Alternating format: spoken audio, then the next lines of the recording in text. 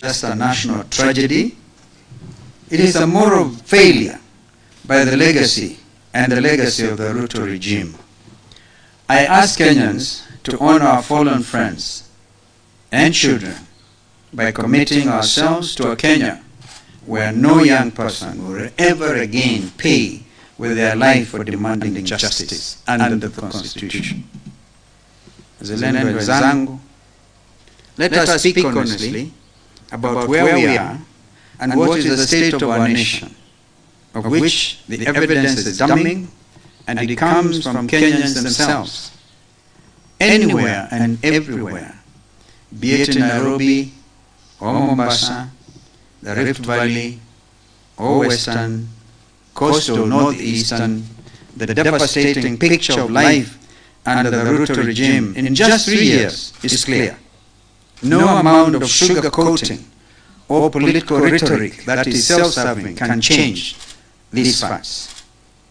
While Ruto makes promise after promise, there are actually about 300 or so far, the majority of which he has failed to deliver, except the self-promise to enrich himself and cronies with Kenyan taxpayers' hard-earned money. These are the facts. Number one, the cost of living has become unbearable. Families cannot afford food, fuel, or basic necessities. Overtaxation has crushed households, while corruption and waste drain public resources. A lot of them could not even afford to go home over Christmas. Unemployment, number two, has reached crisis levels. Our educated youth, the pride of this nation, are jobless and disillusioned. Graduates hawk goods on the streets, while unqualified cronies, products of Rutoism, occupy top government positions based on loyalty and ethnicity, not on merit. More damning, manufacturers are leaving the country in their droves because of the unpredictable Ruto policies, costing thousands of Kenyans their jobs and millions more than their breadwinners. Thirdly, insecurity has become the new normal. From police brutality to abductions, from femicide to banditry to petty crimes and increased house breakings, Kenyans are living in fear. The Kenyan skyline is changing, yes, with higher stone walls and barbed wire on its top that block sunlight, because Kenyans are more afraid of their fellow Kenyans than ever before. Nairobi, that used to be called the green city in the sun, is now an unplanned stone city under siege because this regime chooses greed over the people. Fourthly, despair has replaced hope. Kenyans feel abandoned, overtaxed, underpaid, and overburdened. Each day dawns with a new levy, a new penalty, a new heartbreak. Are we not waiting for January to hear that NSSF has upped their contributions as well? Fifthly, or thereabouts, healthcare has collapsed into a nightmare. SHA shift forced on Kenyans has become the most consequential threat to our well-being. Hospitals are understaffed and under-equipped. Mothers give birth in fear. Doctors go unpaid, and hospitals run out of essential drugs. I met two families in Sekuru where I was for Christmas, Sunday morning, from different parts of the constituency. And they had a similar story to say. Said, help us. Our child is lying in Kenyatta Referral Hospital mortuary. We are required to pay 1.2 million shillings. We can't afford. Help us. So we are trying to see how I can now relate to that story, how we can help. The next family comes in from Kasa side, if you know where Mwingi know this.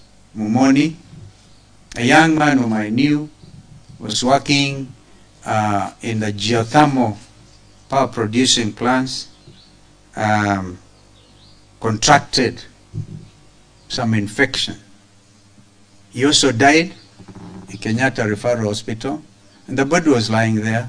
The father, who was one or two classes ahead of me in high school, could not afford. They are saying, help us bring the body of our young professional, chemical engineer, home. Tumechoka kila siku kufundraise on TikTok, Facebook, and WhatsApp groups to give our loved ones access to quality health care.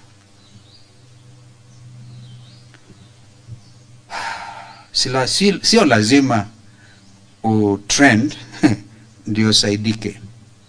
That's what I suggest. Education has become a burden, sixthly, instead of a bridge. Education, once the key to opportunity, has been turned into a nightmare for families. Parents are drowning in debt just to keep their children in school, while teachers and lecturers are demoralized, unpaid, and disrespected. Students are uncertain of their future, wondering if their education will lead anywhere in a country where public sector jobs go to political cronies, not qualified graduates, and private sector opportunities are due to fierce urgency of now. End of quote.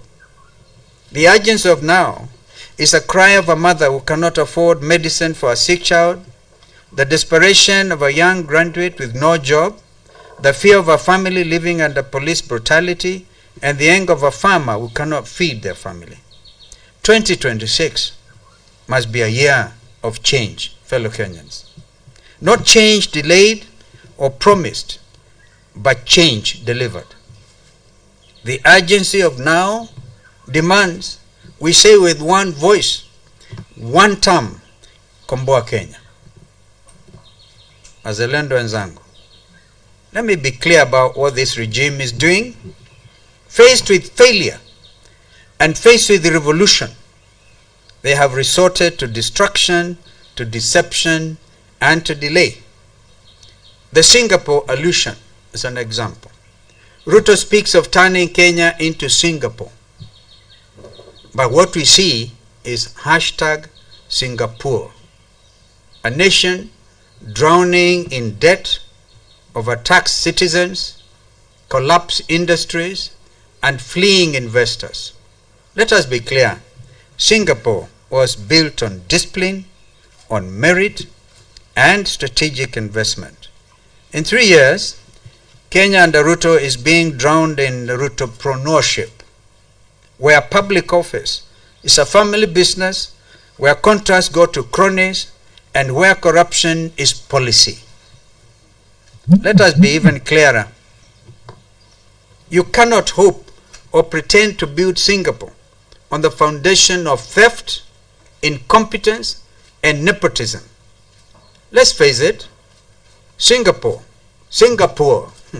is all we will ever get under this regime. Secondly, I want to talk about the referendum diversion. And now, they want to add a constitutional referendum to the August 2027 elections. Can you imagine, Kenyans? Already the weight of 6 ballots from an MCA to an MP to a senator to a county women rep to a governor to a senator, did I say senator, to the president, 6 ballots, and you want to add other ballots to make it 10? Where in the world has that happened? I must tell them, we do not even have in place a referendum law. Let Parliament deal with that first. And when we under NADCO dealt with these issues, those issues, the number one item was the cost of living, which this regime said, no, that's our business, leave it. Now it is now under the urgency of now. This is so that they can manipulate the process and attempt to extend their grip on power through backdoor constitutional changes. There is no constitutional crisis in our country. Nothing can stop this election based on boundaries review. The legal avenue available, avenues available, of course, the main was in Parliament, that the state has unfortunately captured. We will be seeking interpretation on this matter, and I can tell you, the Constitution says that there shall be an election for a president in each of the 290 constituencies. The constituencies are even defined under the Constitution. So nobody can come and say there will be a constitutional crisis because we do not have in place the boundaries review. And yet under NATCO we had made it very clear that in fact we made a recommendation that rather than have a review of the boundaries after every 9 or so years, we made it 14 in order to be able to cover the current deficit. But that notwithstanding, there is no constitutional crisis. Let me be very crystal clear to Mr. Ruto. Implement the Constitution of Kenya first, and obey and respect the rule of law and the Constitution you swore to uphold. Never mind the fact that you opposed it in the first place, but you are the guardian of that Constitution. And no excuse to say I opposed it in the first place. In fact, this Constitution has served you so well.